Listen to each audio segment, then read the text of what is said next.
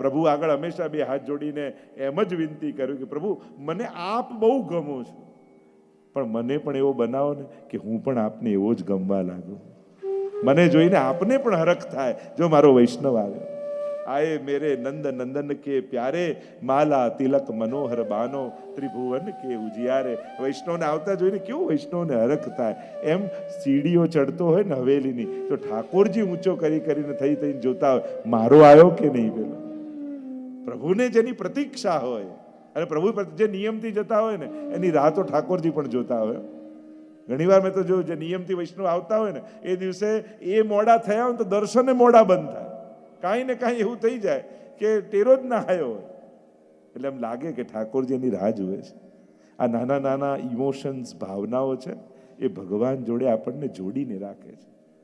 આધ્યાત્મને, સ્પિરિચ્યુઆલિટીને કોઈ ઇવેન્ટ ન બનાવો કે કલાક આમ કરવાનું, વર્ષે એકવાર આમ કરવાનું. એ જીવનમાં વણાયેલો વિષય છે, એ જીવનનો એક ભાગ છે. એ દવા નથી, ભોજન છે. દવા બીમારી હોય ત્યારે ખાઈએ, બીમારી જાય ત્યારે મૂકી દઈએ, પણ ભોજન વગર તો જીવાય જ નહીં. એમ આધ્યાત્મિકતા એ ભોજન જેવું છે, એને દવા જેવું ન બનાવો. તકલીફ આવી, હવે લાવ પૂનમ ભરી આવું. પ્રોબ્લેમ આવ્યો, લાવો એમ નાસ્ટક કરું. એને આવી દવાની જેમ ના વાપરો, એને જીવનનો એક ભાગ બનાવી લો કે આ જીવનનો એક હિસ્સો છે, આના વગર મારું જીવન અધૂરું છે. તો શ્રી યમુનાજીના જે ગુણગાન કરવાના છે, સૌથી પહેલા યમુનાજીના સ્વરૂપની થોડીક ચર્ચા કરીએ. 41માં તો પ્રવેશું. આ 41 પદનો સાર જ હું તમને કહીશ અને એમાં જે વણાયેલું છે બધું. તો આ બધી ચર્ચાઓ આપણે કરીશું. નામ દ્વારા, રૂપ, લીલા અને ધામ. અને આ ચારેને જો 10-10 રીતે, નવધા ભક્તિ ને 10મી પ્રેમ લક્ષણા ભક્તિ, તો એ રીતે પણ 40 પદ થાય. અને ધર્મી રૂપ 41મું પદ. જે આ શબ્દોને સમજતા હશે ને ખ્યાલ આવી જશે કે નવધા ભક્તિ અને 10મી પ્રેમ લક્ષણા ભક્તિ 10 પદ દ્વારા. જો આ વસંતના દિવસોમાં 40 દિવસ હોય ને, વસંત પંચમી, આ કેમ શેના માટે હોય? 4 યુથ છે ગોપીજનોના. Youth means group. અને ચારેય યુથોને 10-10 પ્રકારની ભક્તિ ઠાકોરજી સિદ્ધ કરાવે. નવધા ભક્તિ, 10મી પ્રેમ લક્ષણા ભક્તિ, તો એને થયા 40 દિવસ. એટલે કે વ્રજના સમસ્ત ચારેય યુથ, ચારેય ગ્રુપને ગોપીજનોના, મુખ્ય 4 યુથ છે વ્રજ ભક્તોમાં. ગોપીઓ કોઈ એક જ યુથમાં નથી. તામસ, રાજસ, સાત્વિક, નિર્ગુણ, સ્વામીજીનું નિત્ય સિદ્ધા, ચંદ્રાવલીજીનું, લલિતાજીનું, યમુનાજીનું, એમ 4 યુથ છે. અને 4 યુથોને 10-10 પ્રકારની ભક્તિ આ ખેલના દિવસોમાં ઠાકોરજી અનુભવ કરાવે છે. તો એ પ્રકારે 40 દિવસ ખેલના થાય. એટલે આપણે ત્યાં 4 ખેલ હોય ને, ડોલમાં 4 ખેલ, રથયાત્રામાં 4 ખેલ, 4 વાર દર્શન ખુલે, 4 વાર ભોગ આવે. એ શેના માટે? કારણ કે 4 યુથ છે ગોપીજનોના, અને દરેક યુથને એક વખત ભોગ ધરવાનો લાભ મળે છે. એટલે 4 ખેલ આપણે ત્યાં હોય છે. તો આના પાછળ બધી ભાવનાઓ છે. આ આખા વર્ષોત્સવનો જે સેવા ક્રમ છે એ કોઈ વિધિ વિધાન નથી. એ વ્રજમાં ઠાકોરજી આખા વર્ષ દરમિયાન જે રીતે રહેતા અને વ્રજભક્તો જે રીતે લાલ લડાવતા, ઋતુ પ્રમાણે જે રીતે મનોરથ કરતા, બસ એ જ પ્રભુનો આખો આ વર્ષનો ક્રમ છે. સવારથી સાંજ સુધી ઠાકોરજી વ્રજમાં જે રીતે રહેતા એ જ આપણો અષ્ટયામનો ક્રમ છે. જાગે એટલે મંગળા, શિંગાર ધરે, રાજભોગ આરોગે, પોડી જાય, પાછા ઉત્થાપન, જાગે, પાછા ગાયોને ચરાવવા જાય, પાછા ગોકુલ આવે, પોડે. તો ઠાકોરજીનું ડેલી રૂટીન છે. સવારથી સાંજ સુધીની ક્રિયા છે, જેનો ભાવ કરતા કરતા કરતા કરતા ઠાકોરજી એક દિવસ કૃપા કરે અને આપણને પણ વ્રજભક્તોની જેમ પોતાના આનંદનું દાન કરે. એ રીતે એ ભાવથી આપણે અષ્ટયામનો આ ક્રમ કરીએ છીએ, જેથી વ્રજભક્તોને જે આનંદ પ્રાપ્ત થયો એ આનંદની અનુભૂતિ આપણને થાય. એટલે આપણો આ અષ્ટયામનો ભાવ છે.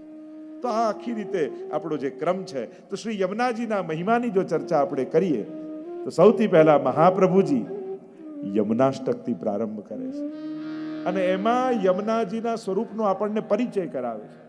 થોડોક યમુનાજીના સ્વરૂપની ચર્ચા કરીએ એ ખ્યાલ આવી જાય તો તમે વધારે આત્મસાત આ એક પદને કરી શકો. નમામિ યમુના સકલ તુમ મુરારી પદ પંકજ સ્ફુરદ મંદરેણુતરા તટસ્થ નવ કાનન પ્રકટ મોદ પુષ્પાંબુના સુરાસુર સુપૂજિત સ્મરપિતુ શ્રિયમ વિપ્રતે. નવશ્લોકમાં યમનાષ્ટક છે, 9મા શ્લોકમાં ફલશ્રુતિ છે કે આ યમનાષ્ટક કરવાનું ફલ શું.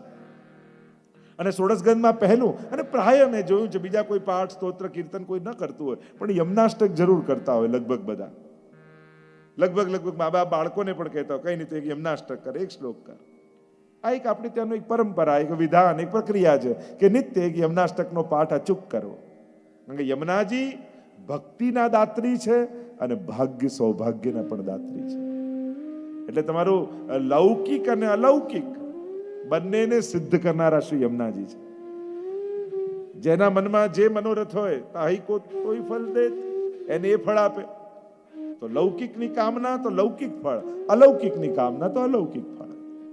તેવા શ્રી યમુનાજી નમામી શબ્દથી પ્રારંભ કર્યો છે.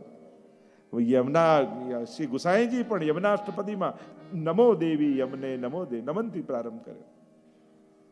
નમનથી અધિક કરી પણ શું શકીએ આપણે?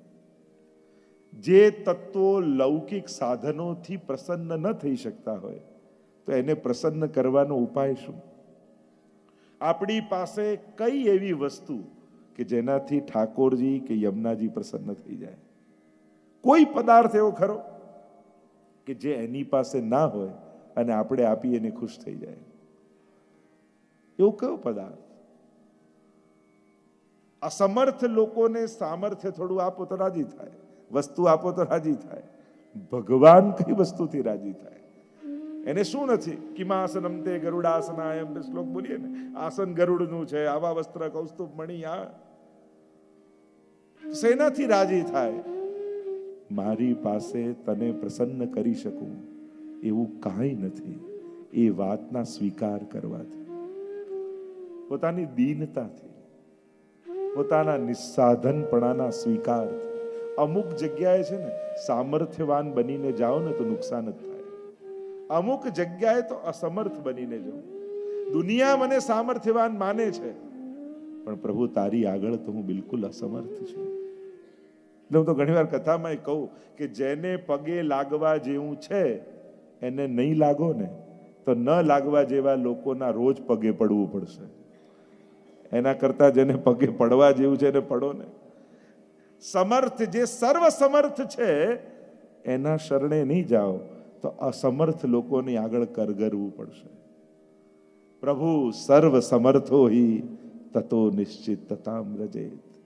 एक हमारे ठाकुर जी ही सर्व समर्थ है, उनका शरण ले लो तो प्रभु अपना सामर्थ्य आपको दे देंगे. प्रभु ऐसे हैं, प्रभु ભક્તને દુખી નથી જોઈ શકતા. તો નમામી શબ્દથી 3 વાર યમનાષ્ટકમાં નમન આવ્યું છે. હું કહેવા માંગુ છું, નમામિ યમનામહમ નમોસ્તુ યમને સદા નમત કૃષ્ણ તુર્ય પ્રિયા. 3 વાર નમન શબ્દ આવ્યો છે કારણ કે યમુનાજી 3 સ્વરૂપે છે. સ્વરૂપની જે આપણે ચર્ચા, રૂપ તો આપણે જોઈએ છે કે મુકુટ કાછીનો શૃંગાર છે, હાથમાં કમળની માળા છે, ડાબા હાથમાં 3 કમળ છે અને યમુનાજી જઈ રહ્યા છે. આ રૂપ જોઈએ છે. પણ 3 સ્વરૂપ યમુનાજીના છે.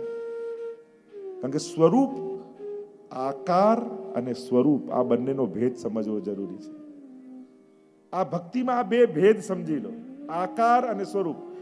ગિરિરાજજી પર્વત આકારે છે પણ સ્વરૂપ તો હરિદાસ સ્વરેનું છે.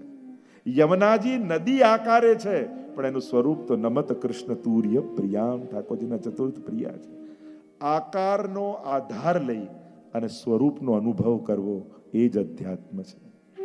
કારણ કે આપણને આધાર કોનો જોઈએ?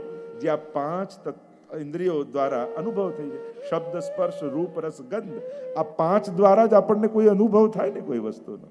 અને એટલા માટે અનુભૂતિ થાય એના માટે શબ્દ, સ્પર્શ, રૂપ, રસ, ગંધ એનો આધાર લઈએ છીએ. અને આકાર આ 5 દ્વારા અનુભૂત થાય છે. અંધારામાં આપણને દેખાતું કેમ નથી? કારણ કે આકાર નથી દેખાતો. આકાર નથી દેખાતો એટલે કાંઈ નથી દેખાતું અંધારાને કારણે. આકાર દેખાય તો આંખને દેખાય. એટલા માટે આકારથી સ્વરૂપ સુધીની યાત્રા એ આપણી આધ્યાત્મિક યાત્રા છે. તો આકાર યમુનાજીનો નદી જેવો છે, સ્વરૂપ તો ચતુર્થ પ્રિયા સ્વરૂપ છે યમુનાજી. તો આપણે આ કરવાનું છે, કારણ કે જ્યાં સ્વરૂપને જોવાનું છે. જેમ એક રામ અને રાવણની મૂર્તિ હોય, બંને માટીની સરસ મૂર્તિ છે, તો તમે કઈ લો? રાવણની જ નહીં, રામ. હવે 1 કિલોની સોનાની રાવણની મૂર્તિ છે અને આટલી નાનકડી માટીની રામની મૂર્તિ છે. કેવું હસવું આવી ગયું બધાને? સિલેક્ટ કરી લીધું. તો પછી કઈ પકડીએ આપણે? કે પછી આકાર નથી જોતા, સ્વરૂપ જોઈએ છે. અરે આ રાવણની મૂર્તિ પીગળાવીને સોનું કરાવી લઈશ, આવી તો હજારો રામની મૂર્તિ મળી જશે. હવે તમારું દ્રષ્ટિ ક્યાં ગઈ? આકાર પર નહીં, સોના ઉપર. કારણ કે તમને એનું મહાત્મ્ય ખ્યાલ છે કે સોનાની કિંમત શું હોય. એમ જ પ્રારંભ દશામાં નદી, પર્વત આ બધા આકાર દેખાય. જ્યારે સત્સંગમાં આવીએ અને સ્વરૂપનું મહાત્મ્ય જ્ઞાન થઈ જાય, પછી જલ નહીં દેખાય, પછી તો વહેતો કૃપાનો રસ દેખાશે ઠાકોરજીનો. બસ આ આધ્યાત્મિક ઊંચાઈ એને કહેવાય. આંખે જ રહે છે, દ્રષ્ટિકોણ બદલાઈ જાય છે જોવાનું. કારણ કે મહાત્મ્ય સ્થિત થયું ને. સત્સંગ કામ શું કરે? કોઈ કે સત્સંગની શું જરૂર છે, અમે તો સીધા કરીએ છીએ, ઠાકોરજી બિરાજે જ છે. ફરક આ છે કે અત્યારે ધાતુની મૂર્તિ દેખાય છે, પછી રસો વહી સહ દેખાશે. આ અધ્યાત્મની ઊંચાઈ કેળવવી છે સત્સંગ દ્વારા. અને જ્યારે સાચા સત્સંગનો તમને પ્રાપ્તિ થાય ત્યારે તમારા દ્રષ્ટિકોણ બદલાઈ જાય છે. મહાપ્રભુજી આ કૃપા કેટલી. જ્યારે સુરદાસજી પધાર્યા, સુરદાસજીને મળ્યા, બ્રહ્મ સંબંધ આપ્યું, કહ્યું ભગવત લીલા ગાઓ, કછું જાનત નહીં હું ભગવત લીલા. તો બ્રહ્મ સંબંધ આપ્યું, કહ્યું સુરદાસ ગોકુલ કે દર્શન કરો. અત્યાર સુધી ગોકુલ જોતા જ હતા, પણ મહાપ્રભુજીએ કહ્યું કે હવે દર્શન કરો. ત્યારે ઘુટુરન ચલત રહે નું તનુ મંડિત. બાલકૃષ્ણ લાલ હાથમાં માખણનો લોંદો લઈ નંદાલયના આંગણામાં ડોલતા દેખાય.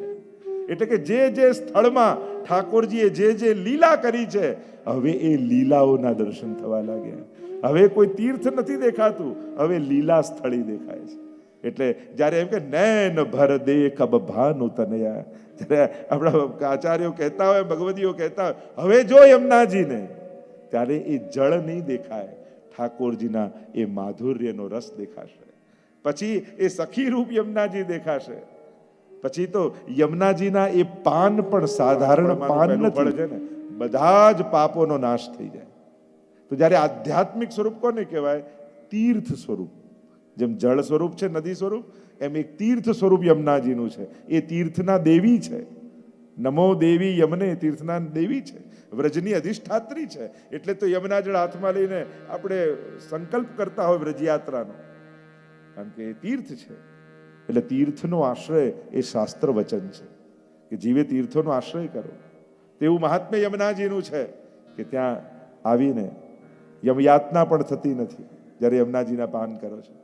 તો તીર્થ બુદ્ધિએ યમુનાજીને જોવા, એનું આધ્યાત્મિક સ્વરૂપ, એના સામર્થ્ય સાથે. અને ત્રીજું યમુનાજીનું સ્વરૂપ નમત કૃષ્ણ તુર્ય પ્રિયા. ઠાકોરજીના ચતુર્થ પ્રિયા. તુર્ય મીન્સ ચતુર્થ. ચતુર્થ પ્રિયા યમુનાજી છે. એ દ્વારિકાના અષ્ટપટરાણીઓમાંના પટરાણી જુદા. આ તો વ્રજભક્તોના 4 યુથ છે, એમાંથી ચોથા યુથના અધિપતિ, ટીમ લીડર કહીએ ને, યુથાધિપતિ, એ શ્રી યમુનાજી છે. કે જે ગોપીઓએ કાત્યાયની વ્રત કર્યું, એ કુમારિકા ગોપીજનો, એના અધિષ્ઠાત્રી શ્રી યમુનાજી સખી રૂપે બ્રજમાં છે. અને જે સખી સ્વરૂપ જેનું ચિત્ર તમે જુઓ છો, એ યમુનાજીનું સ્વરૂપ એ આધિદૈવિક સ્વરૂપ કહેવાય. એટલે એ સ્વરૂપ પરમ ભાવ રાખી સખી રૂપે આ ભૂતલ પર પડેલા દૈવી જીવોને ફરી લીલામાં પ્રાપ્તિ કરાવવા માટે એ સ્વરૂપે યમુનાજી ભૂતલ પર આવ્યા છે. આ સ્વરૂપના અનેક ભાવ આપણે ત્યાં બતાવ્યા છે. એમ જુઓ તો યમુનાજી આ મુકુટ કાચની કેમ ધારણ કર્યા? આખો એનો પ્રસંગ, અનેક પ્રસંગ કહેવામાં આવે. મુકુટ કોને કહેવાય? જે મસ્તક પર ધર્યું છે ને એને મુકુટ કહેવાય. કાચની કોને કહેવાય? શ્રી યમુનાજીએ જે શરીરમાં પહેર્યું છે ને વસ્ત્ર, એ કાચની કહેવાય. એટલે કે જ્યારે મહારાસ થાય ત્યારે ઠાકોરજીનો આ શણગાર હોય છે. તમે શરદ પૂર્ણિમા આદિમાં દર્શન કરજો. મહારાસ સમયે ઠાકોરજી મુકુટ અને કાચની ધારણ કરે. આ મુકુટ કાચની મહારાજનો શણગાર છે. અને એ શણગાર પહેરી શ્રી યમુનાજીના સ્વરૂપનું દર્શન આપણે કરીએ છીએ. તો અનેકવિધ ભાવનાઓ આ સ્વરૂપની. એક ભાવ પ્રસિદ્ધ છે કે એકવાર ઠાકોરજી અને સ્વામીજી માન ધરવાની લીલા કરી રહ્યા. માન ધરવું એટલે રિસાવવું. રોજ આપણે ત્યાં જો શયન ત્યારે માનના પદ ગવાય, એટલે કે એકબીજાને રિસાય, પછી મનાવે અને પછી રાસમાં લઈ જાય, પછી રાસ થાય. તો આ રોજની લીલા છે. આજે નિત્ય લીલામાં નિકુંજમાં ઠાકોરજી અને સ્વામીજીએ કહ્યું આપણે માન ધરવાની લીલા કરીએ. અને માન ધરવાની લીલા કરતા ઠાકોરજી એ સ્વામીજીને પહેલા કહ્યું કે આપ પહેલા રિસાવ, અને એમને ખીજવ્યા, રિસાયા. પણ ઠાકોરજી તો પરમ ચતુર છે, તુરંત કાંઈ ને કાંઈ એવા રૂપ ધારણ કરે, એવા ખેલ લીલા કરે કે સ્વામીજી હસી પડે, એનો માન દૂર થઈ જાય. હવે વારો આવ્યો ઠાકોરજીનો. અને પ્રભુએ વિચાર કર્યો આજે તો એવું ગાઢ માન ધારણ કરવું છે કે સ્વામીજીથી માનવું જ નથી. અને એવા રિસાયા, પીઠ દઈને બિરાજી ગયા. સ્વામીજી પ્રયાસ કરીને થાક્યા. કેમે કરીને ઠાકોરજી રીઝતા જ નથી, હસતા જ નથી, જોતા જ નથી. અને સ્વામીજી થાક્યા તો થયું લાવ ચંદ્રાવલીજીને કહું આપ પ્રયાસ કરો. એમણે કર્યું તો એ ન થયું. લલિતાજીને બોલાવે આપ પ્રયાસ કરો. એમનાથી ન રીઝ્યા. ત્યારે બધાએ ભેગા મળીને કહ્યું હવે યમુનાજીને બોલાવો. માનશે તો એમનાથી માનશે, બાકી હવે પ્રભુ કોઈનાથી રીઝે એમ નથી. અને પ્રભુનું માન દૂર ન થાય તો રાસલીલા ન થાય, અને રાસલીલા ન થાય તો આખી રાત વ્યતીત થવા આવી છે. અને જો રાત વ્યતીત થઈ જાય તો મહારાસ રહી જાય. અને બધાએ મળી અને યમુનાજી પાસે આવીને વિનંતી કરી કે પ્રભુએ માન એવું ગાઢ ધારણ કર્યું છે કે એમ કરીને માન દૂર થતું નથી. આપ વિનંતી કરો, આપ ઠાકોરજીને મનાવો તો ઠાકોરજીનું માન હરણ થાય અને તો મહારાસની શરૂઆત થાય. ત્યારે યમુનાજી એક યુક્તિ કરી. ઠાકોરજી જેવા વસ્ત્ર શૃંગાર ધારણ કરીને બિરાજ્યા હતા ને, કારણ કે યમુનાજીનું સ્વરૂપ કેવું છે, વર્ણ ગુણ ધર્મ શ્રી કૃષ્ણ કે કૃષ્ણામ કૃષ્ણ સમામ કૃષ્ણ રૂપામ કૃષ્ણ સાત્મિકામ કૃષ્ણ સંબંધકારિણીમ. વિજ્ઞપ્તિમાં તો હરિરાયજી કહે છે ને કેવા છે, કૃષ્ણ જેવા જ છે, એવું જ રૂપ છે, એવો જ રંગ છે, આ બે હું બીજા કૃષ્ણ. એટલે યમુનાજી યુક્તિ કરી, જેવા ઠાકોરજી વસ્ત્ર શૃંગાર પહેર્યા છે એવા જ ધારણ કર્યા, એવો જ મુકટ, એવી જ કાચની, અને હાથમાં કમળની માળા લઈને ઠાકોરજીને મનાવવા માટે આવ્યા. એટલે હાથમાં કમળની માળા લઈને ક્યાં જઈ રહ્યા છે તો કે મનાવવા માટે જઈ રહ્યા છે. અને ઠાકોરજી સામે આવીને ઉભા રહી ગયા. અને જ્યાં ઉભા રહી ગયા તો ઠાકોરજી ચકિત થઈ ગયા. આ નિત્ય લીલામાં નિકુંજમાં બીજો કૃષ્ણ ક્યાંથી આવી ગયો? ક્યાંક ગોપીઓએ પોતાના ભાવ દ્વારા બીજા કૃષ્ણ તો પ્રગટ નથી કરી દીધા. અને જ્યાં ધ્યાનથી જોયું તો યમુનાજી છે. જોરથી હસી પડ્યા ઠાકોરજી, અને હસી પડ્યા તો ઠાકોરજીનું માન દૂર થયું. અને સ્વામીજીએ કહ્યું હવે અમારી નિકુંજમાં જ્યારે પણ આવો ત્યારે આ જ વસ્ત્ર શૃંગાર ધરીને આવજો. અને એટલા માટે શ્રી યમુનાજી મુકુટ કાચરીનો વસ્ત્ર શૃંગાર ધારણ કરે છે. બીજો ભાવ એક એ બતાવ્યો. અનેક કથાઓ, અનેક લીલાઓ છે. આપણે બધાનું થોડું સંક્ષિપ્ત દર્શન કરીએ. બીજો એક ભાવ યમુનાજી માટે એ છે કે એકવાર વેણુનાદ કરીને ઠાકોરજી બોલાવ્યા બધા ગોપીજનો રાસ માટે. બધા જ વ્રજભક્તો આવીને સામે ઠાડા રહી ગયા. ઠાકોરજીએ નેત્ર ખોલ્યા, જુએ તો અનેક ગોપીજનો. કહ્યું ચાલો પ્રભુ રાસમાં. ઠાકોરજીને કહ્યું કે ચાલો.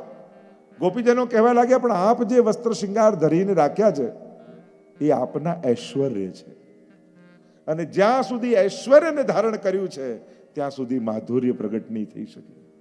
કારણ કે માધુર્ય ત્યારે જ પ્રગટ થાય જ્યારે ઐશ્વર્ય જાય. મહાત્મ્ય બુદ્ધિ હોય તો પ્રભુ સાથે રાસ થાય. કોઈ પણ લીલામાં, આજે હોરીખેલની લીલા છે અને તમને આ તો ભગવાન છે અને પ્રભુ રંગવા આવે, તમે શું કરો? પ્રભુ રંગીલો, હું તો દાસ છું. તો પ્રભુને આનંદ આવે હોરીખેલનો? ક્યારે આનંદ આવે? જાજા તારા બાબાના નોકર છે, નહીં રંગવા દઈએ તને. અને જે ચર્ચા ચર્ચી થાય અને જે છીના ઝપટી થાય લીલામાં, તો ત્યારે જ રસ પ્રગટ થાય. તો મહાત્મ્ય ઐશ્વર્ય જ્યાં સુધી પ્રગટ છે ત્યાં સુધી માધુર્ય પ્રગટ નથી થતું. ગોપીઓએ કહ્યું આપના વસ્ત્ર શૃંગાર ઐશ્વર્ય છે, અને જ્યાં સુધી એ ધર્યા છે તો રાસ કેમ થાય? પહેલા આ વડું કરો. ત્યારે ઠાકોરજી કહે જો મારા ઐશ્વર્ય રૂપ શૃંગાર જો હું ભૂતલ પર મૂકીશ તો મારું ઐશ્વર્ય આખા ભૂતલ પર વ્યાપી જશે, દરેકને મહાત્મ જ્ઞાન થઈ જશે. તો પછી સૃષ્ટિ ચાલે કેમ? તો કરવું શું? ઠાકોરજી કહ્યું તમારામાંથી કોઈ એક ગોપી જ્યાં સુધી મહારાસ ચાલે છે ત્યાં સુધી જો વસ્ત્ર શૃંગાર ધારણ કરીને ઠાડી રહે તો આ રાસ થઈ શકે. બધા ગોપી કે જો આ પહેરીએ તો રાસમાં આપણને પ્રવેશ ના મળે, આનંદ જતો રહે, કોણ તૈયાર થાય? એટલામાં 2 ડગલા યમુનાજી આગળ આવ્યા અને કહ્યું, જો મારે કારણે બીજાને લાભ મળતો હોય તો લાવ, હું ધારણ કરવા તૈયાર છું. અને ઠાકોરજીના વસ્ત્ર શૃંગાર સ્વયં યમુનાજી ધારણ કરીને જ્યાં સુધી મહારાસ ચાલી રહ્યો છે ત્યાં સુધી કમળની માળા હાથમાં લઈ અને મહારાસના દર્શન કરી રહ્યા છે. ગોપીઓને આનંદનું દાન પરમાત્મા કરે છે. અને એટલા માટે આ મુકુટ કાચનીના શૃંગારનો, યમુનાજીના સ્વરૂપનો બીજો ભાવ, આ મહારાજ સમયે ઠાકોરજીના વસ્ત્ર શૃંગાર ધારણ કરી અને ભક્તોને આનંદનું દાન યમુનાજી કરી રહ્યા છે. ત્રીજો એક ભાવ, અનેકવિધ પ્રકારની કથાઓ આમાં જોડાયેલી છે. ત્રીજો એક ભાવ એમ છે કે ઠાકોરજીને લેવા માટે અક્રૂરજી આવ્યા છે અને હવે વ્રજ છોડીને પ્રભુ પધારી રહ્યા છે મથુરા. બધા જ વ્રજ ભક્તોના આંખમાં આંસુ છે, રોકી રહ્યા છે પ્રભુને, પણ પ્રભુ મનાવે છે કે હવે મારા જવાનો સમય છે. બધાને રડતા મૂકી પ્રભુ પધાર્યા. સ્વામીજીને રડતા જોયા, થયું કે પ્રાણ ન છૂટી જાય ક્યાંક મારા વિરહમાં વ્રજ ભક્તોના. અને પ્રેમની 10મી અવસ્થા એ મૃત્યુ છે. 10 અવસ્થા પ્રેમની બતાવી છે. ચક્ષુ પ્રીતિથી પ્રારંભ થાય, અંતિમ મૃત્યુ કહેવામાં આવે છે. ક્યાંક આ જો 10મી અવસ્થામાં વ્રજ ભક્તો પહોંચી ગયા તો દેહનો ત્યાગ કરી દેશે. અને આ ચિંતા પ્રભુના મનમાં સતત રહી બ્રજ છોડતા. રથ રોકાયો યમુનાજીના ઘાટ ઉપર અને પ્રભુએ વિશ્રામ કર્યો, એટલે એનું નામ પડ્યું વિશ્રામ ઘાટ. એમ ઘણી કથા, કંસને મારીને પણ વિશ્રામ કર્યો એટલે વિશ્રામ ઘાટ, એવાનો પણ એક ભાવ છે. અને વિશ્રામ ઘાટ પર પ્રભુ બિરાજ્યા, પણ મનમાં ચિંતન વ્રજભક્તોનું થઈ રહ્યું છે કે મારા વ્રજભક્તોને રડતા મૂકીને હું રથ છોડીને નીકળ્યો છું. એ પ્રાણ છોડી દેશે મારા વિયોગમાં, શું કરું કે એમના પ્રાણ ન છૂટે? ત્યારે યમુનાજીનું સ્મરણ ઠાકોરજીએ કર્યું. અને જ્યાં યમુનાજીનું સ્મરણ કર્યું ને સાક્ષાત યમુનાજી ત્યાં પ્રગટ થઈ ગયા. પ્રભુ મને યાદ કરી? હા યમુનાજી. શા માટે? કઈ આપને મારું કાર્ય? હા યમને, તમને એટલા માટે યાદ કર્યા કે તમારું રૂપ અને વર્ણ મારા જેવું છે. તો પ્રભુ મારે લાયક સેવા શું? હે યમુનાજી, મને ડર છે કે મારા વિપ્રયોગમાં ક્યાંક ગોપીજનો પ્રાણ ન છોડી દે, તો હું શું સેવા કરું? ઠાકોરજી કહેવા લાગ્યા કે જ્યારે એવા ઉત્કટ અવસ્થામાં ગોપીજનો પહોંચી જાય કે હવે પ્રાણ નહીં ટકે, એવા સમયે હું તમને વસ્ત્ર અને શૃંગાર આપું છું. એ ધારણ કરી તમે ગોપીની સન્મુખ ઠાડા થઈ જજો. એક ક્ષણ માટે ગોપીઓને એમ લાગશે કે ઠાકોરજી આવી ગયા અને એમના પ્રાણ બચી જશે. તમારું સ્વરૂપ મારા જેવું લાગશે અને મારું મિલન થયું હોય એવો આનંદ એમને અનુભવ થશે અને એમના પ્રાણ ટકી જશે. અને એ સમયે પોતાના મહારાજની લીલાની સાક્ષી એવા મુગટને પ્રભુએ કાઢી યમુનાજીના મસ્તક પર ધરાવ્યું. પોતાના લીલાના સાક્ષી રૂપ કાચની કાઢી ઠાકોરજીએ યમુનાજીને ધરાવી અને એક એક ગોપીએ પોતાના હૃદય રૂપી કમળ સ્વામીજીને આપ્યા હતા. અને સ્વામીજીએ કમળની માળા બનાવી અને પ્રભુ જતા હતા ત્યારે કહ્યું કે અમે તો આપની સાથે નથી આવી શકતા, પણ અમારા હૃદય આપ અમારી સાથે લેતા જાઓ. અને એ કમળની માળા ઠાકોરજીના કંઠમાં ધરાવી હતી. એટલે જ કંઠ કહ્યું ને, એ ભક્તના કમળ શું છે? ભક્ત રાખત યે હાર કરકે 41 પદમાં કહ્યું, એ હાર શું છે? ભક્તોના હૃદય કમળ છે. અને એ ઠાકોરજીએ યમુનાજીને આપ્યા અને કહ્યું આ કમળની માળા લઈને ઠાડા રહેજો અને એમને મારી સુધી થશે અને એમના પ્રાણ ટકી જશે. અને આમ ઠાકોરજીએ પોતે યમુનાજીને આ વસ્ત્ર શૃંગાર ધરાવ્યા અને એ રીતે યમુનાજીનું આ સ્વરૂપ એ મહારાસનું સ્વરૂપ છે. શ્રી પ્રભુને પ્યારા શ્રી યમુનાજીના લાડીલા એવા રસિક સત્સંગી વૈષ્ણવોને જય શ્રી કૃષ્ણ. જે શ્રીના આ વચનામૃત તમને ગમ્યા હોય તો આ વિડીયોને લાઈક કરજો, શેર કરજો અને કમેન્ટ બોક્સમાં જય શ્રી કૃષ્ણ જરૂર લખજો. અને અમારી ચેનલ શ્રી વલ્લભને સબસ્ક્રાઈબ કરવાનું ભૂલશો નહીં. જય શ્રી કૃષ્ણ.